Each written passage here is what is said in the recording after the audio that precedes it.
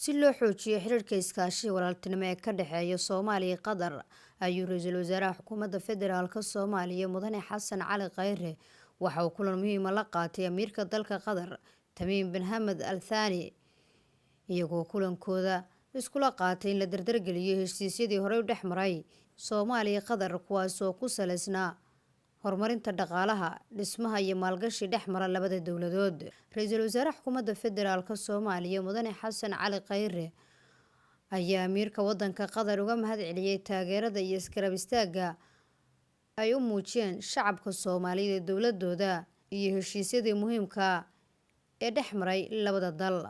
Amiirka wadanka Qatar Tamiim bin Hamad Al Thani ayaa xusay in dowladiisa ay ka go'an tahay garab istaagga dowladda iyo shacabka Soomaaliyeed.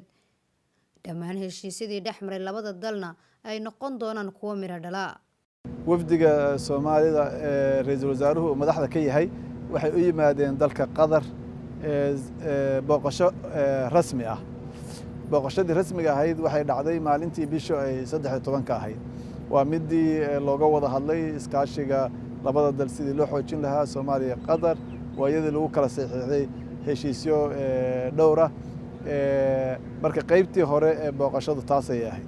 ra'iisul wasaaruhu wuxuu la kulmay amiirka dalka Qatar oo ay wada hadallo yeesheen kaasoo lagu soo qaaday si xoojinta xiriirka Qatar iyo Soomaaliya iyo oo awalba uu ka dhaxeeyay xiriir wanaagsan oo walaaltinimo.